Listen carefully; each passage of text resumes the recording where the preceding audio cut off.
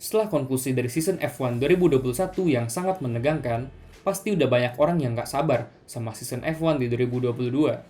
Apalagi dengan mobil F1 yang bakalan berubah total karena perubahan regulasi yang besar. Terus bagaimana lineup pembalap dari masing-masing tim? Dan sirkuit apa aja yang bakal muncul di kalender F1 2022? Apa aja sih yang bakal berubah di F1 dari 2021 ke 2022? Semuanya bakalan kita bahas di video ini. Seperti yang udah dibilang tadi, perubahan terbesar pada F1 di musim 2022 adalah mobilnya. Mesinnya sendiri masih menggunakan mesin 1,6 liter V6 turbo hybrid yang sudah digunakan mobil F1 sejak musim 2014. Mesin ini dianggap masih sangat mencukupi, baik dari segi power ataupun segi efisiensi. Jadi tidak ada alasan untuk diganti untuk musim 2022. Hanya saja, sekarang ada beberapa komponen standar yang harus digunakan setiap tim pada sistem bahan bakar mereka, dan juga ditambahnya beberapa sensor yang membantu pihak FIA untuk memonitor power unit setiap tim.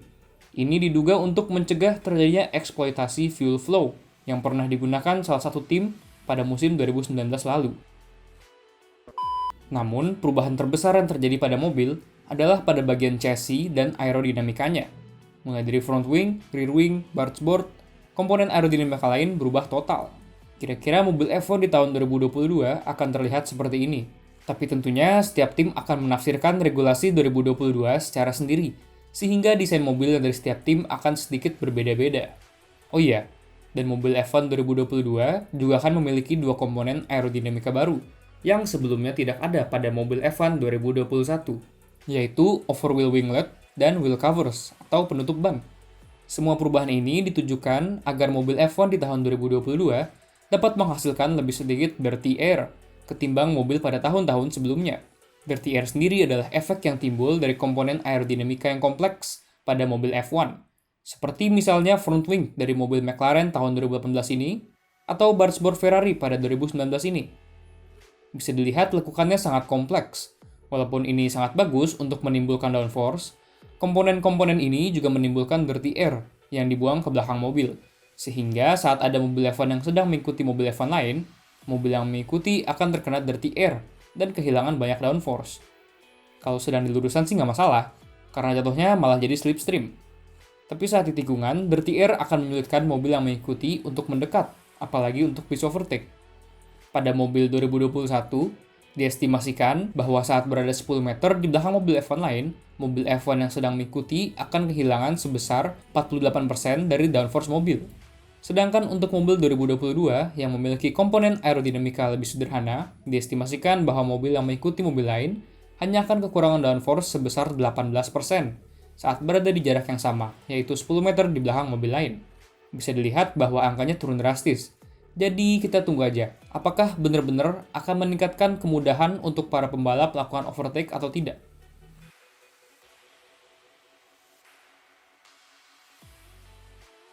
Mulai tahun 2022, semua mobil F1 akan menggunakan velg berukuran 18 inch, dibandingkan dengan 13 inch yang digunakan pada tahun-tahun sebelumnya.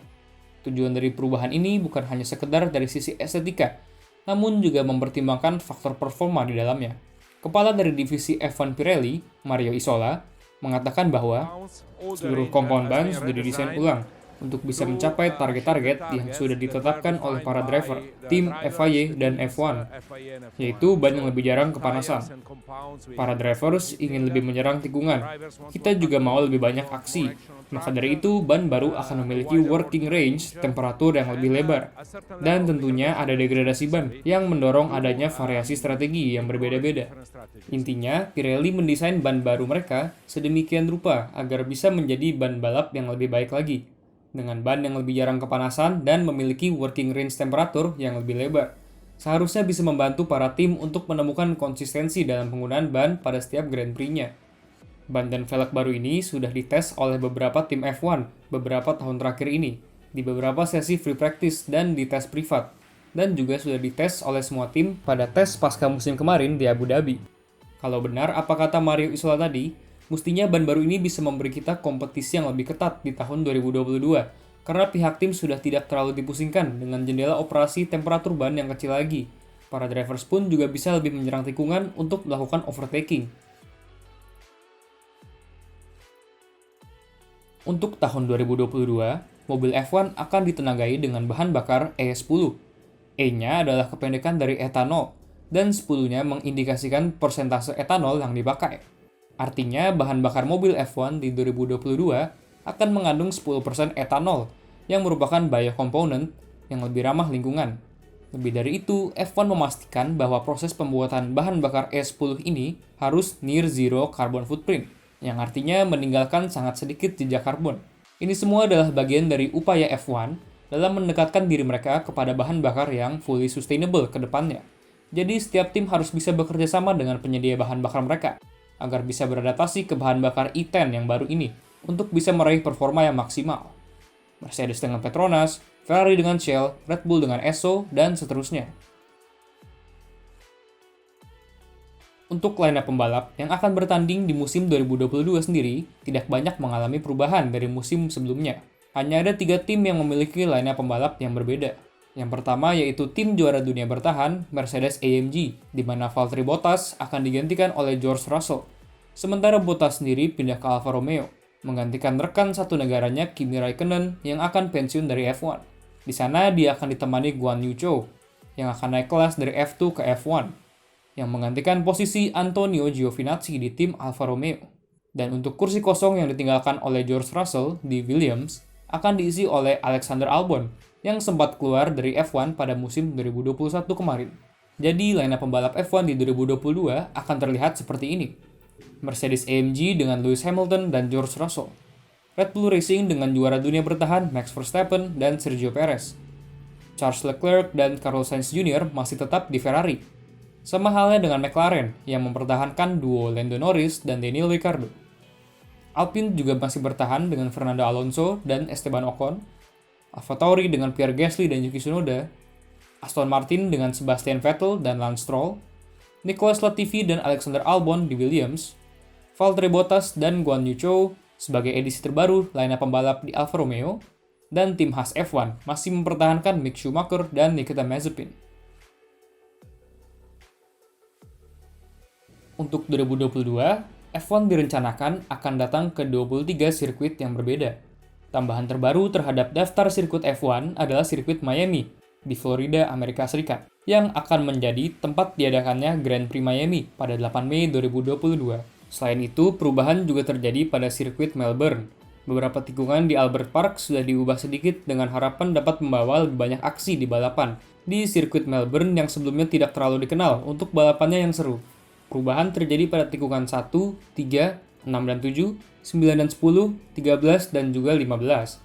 Sisi dalam tikungan 1 dan 3 dibuat menjadi lebih lebar, yang artinya minimum speed saat menikung menjadi lebih kencang, dengan harapan mobil F1 bisa lebih mengikuti mobil F1 lain di tikungan 1 dan 3. Tikungan 6 dan 7 dibuat menjadi lebih lurus, yang akan menambah kecepatan mobil saat menuju ke bagian berikutnya, yang juga sudah diubah, yaitu chicane tikungan ke-9 dan 10, yang sekarang diubah menjadi bagian yang flat out.